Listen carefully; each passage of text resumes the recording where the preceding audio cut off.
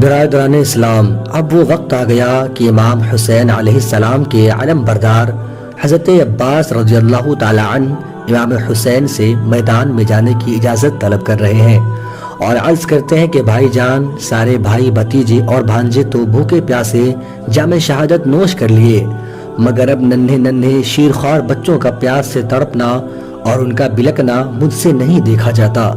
مجھے اجازت دیجیے کہ میں جا کر فرات سے ایک مشکیزہ پانی لاؤں اور ان پیاسوں کو پلاؤں۔ حضرت امام حسین کی آنکھیں اشکبار ہو گئی۔ فرمایا، بھائی عباس، تم ہی میرے علمدار ہو، اگر پانی لانے میں تم شہید ہو گئے تو پھر میرا علم کون اٹھائے گا اور میرے زخم دل پر مرہم کون لگائے گا؟ عرض کیا، میری جان آپ پر قربان، مجھے پانی لانے کی اجازت ضرور دیجیے کہ اب ننھے ننھے بچوں کی پیاس کی تکلیف میری قوت برداشت سے باہر ہے۔ بس آخری تمنا یہی ہے کہ ساقی کوثر کے جگر پاروں کو چند گھونٹ پانی پلا کر میں بھی اپنے بھائیوں کے پاس پہنچ جاؤں۔ حضرت امام حسین نے حضرت عباس کی طرف سے جب بہت اصرار دیکھا تو انہیں سینے سے لگا لیا اور اشکبار آنکھوں کے ساتھ ان کو جانے کی اجازت دے دی۔ وہ ایک مشکیزہ کاندھے پر لٹکا کر گھوڑے پر سوار ہوئے اور فرات کی طرف نکل پڑے۔ یزیدی فوج نے جب حضرت عباس کو فرات کی طرف آتا ہوا دیکھا تو روک دیا۔ آپ نے فرمایا، اے کوفیوں، خدائے تعالیٰ سے ڈرو اور رسول اللہ صلی اللہ علیہ وسلم سے شرماؤ۔ افسوس، صد افسوس کہ تم لوگوں نے بے شمار خطوط بھیج کر نواسۂ رسول کو بلایا، اور جب وہ سفر کی مشقتیں اٹھا کر تمہاری زمین پر جلوہ افروز ہوئے تو ان کے ساتھ تم نے بے وفائیاں کی، دشمنوں سے مل کر ان کے تمام عزیز و اقارب کو شہید کر دیا، چھوٹے چھوٹے بچے کو ایک ایک بوند پانے کے لیے ترسا رہے ہو۔ سوچو قیامت کے دن ان کے نانا جان صلی اللہ علیہ وسلم کو کیا منہ دکھاؤ گے؟ کوفیوں نے جواب دیا کہ اگر ساری دنیا پانی ہو جائے تب بھی ہم تمہیں پانی کا ایک قطرہ نہیں لینے دیں گے جب تک کہ حسین یزید کی بیعت نہ کر لے۔ ظالموں کا یہ جواب سن کر آپ کو جلال آ گیا۔ فرمایا، حسین سر کٹا سکتے ہیں لیکن باطل کے سامنے سر نہیں جھکا سکتے ہیں۔ پھر حضرت عباس شیر کی طرح ان پر جھپٹ پڑے اور تلوار دھواں دھار چلانے لگے، یہاں تک کہ بہت سے دشمنوں کو موت کی نیند سلاتے ہوئے نہر فرات کے قریب پہنچ گئے۔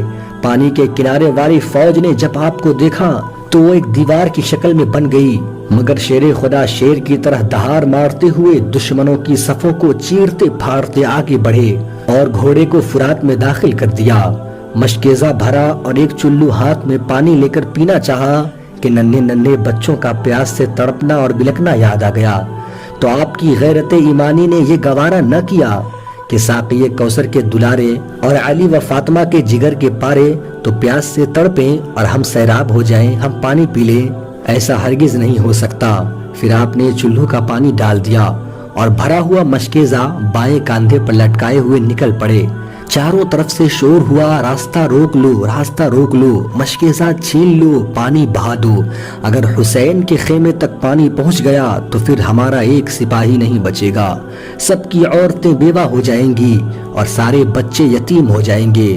اور حضرت عباس اس کوشش میں رہے کہ کسی طرح اہل بیت نبوت کے پیاسوں تک یہ پانی پہنچ جائے۔ جب دشمنوں نے آپ کو چاروں طرف سے گھیر لیا تو آپ نے پھر بفرے ہوئے شیر کی طرح حملہ کرنا شروع کر دیا۔ لاشوں پر لاشیں گرنے لگی، خون کی نالی بہنے لگی، اور شیر خدا کے شیر نے ثابت کر دیا کہ میرے بازوؤں میں قوت حیدری اور رگوں میں خون علی ہے۔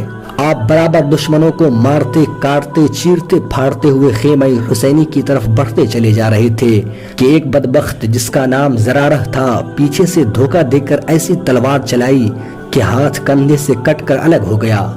آپ نے فوراً داہنے کندھے پر مشکیزہ لٹکا لیا اور اسی ہاتھ سے تلوار بھی چلاتے رہے۔ پھر اچانک نوفل بن ارزق خبیث نے داہنا بازو بھی کاٹ کر الگ کر دیا۔ اب آپ نے مشکیزہ کو دانتوں سے پکڑ لیا، مگر مشکیزہ کا خیمہ حسینی تک پہنچنا اللہ تعالیٰ کو منظور نہ تھا۔ ایک بدبخت کا تیر مشکیزہ میں ایسا لگا کہ پار ہو گیا اور اس کا سارا پانی بہہ گیا۔ پھر ظالموں نے چاروں طرف سے گھیر کر آپ کو زخموں سے چور چور کر دیا، یہاں تک کہ آپ گھوڑے کی زین سے زمین پر آ گئے اور یا اخاہو ادرکنی فرمایا، یعنی اے بھائی جان میری خبر گیری فرمائیے۔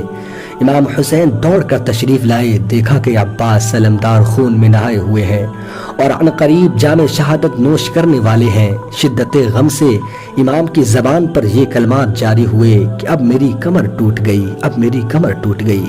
پھر عباس کی لاش کو آپ اٹھا کر خیمہ کی طرف لا رہے تھے کہ ان کی روح پرواز کر گئی۔ اِنَّ لِلَّهِ وَإِنَّا